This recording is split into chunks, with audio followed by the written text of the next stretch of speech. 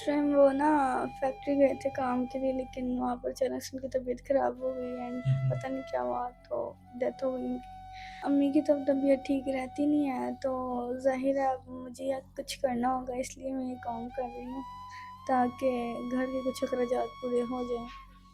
अब तो बहुत ज़्यादा गर्मी हो गई, अब तो मुझसे भी काम नहीं होता, मुझे तो चक्कर आने लगते हैं। लेकिन ज़ाहिर है घर वालों के लिए करना पड़ता है, क्योंकि भाई छोटा है, वो तो बिल्कुल कुछ नहीं कर सकता और मामा की तबीयत ख़राब है, ज़ाहिर है घर में मैं हूँ, तो मुझे ही कुछ ना कुछ करना पड़ेगा। इसलिए मैंने अपनी स्टडी भी कंटिन्यू रखी है ताकि ये काम छोड़ के मैं आगे कोई काम कर सकूँ। गर्मी है तो नहीं होता है, इतनी मेरी सेहत भी नहीं कि मैं इतनी गर्मी में मास्क और पहन के खड़ी हूँ। तो उससे निजात के लिए मैंने ये हल सोचा कि मुझे कोई काम घर में बैठ के करना चाहिए। मैंने देखा काफ़ी लोग मास्क कोट वेयर करके तो मतलब ये सब करते हैं। तो ठीक है, फिर मैंने भी सोचा मुझे ये काम करना चाहिए।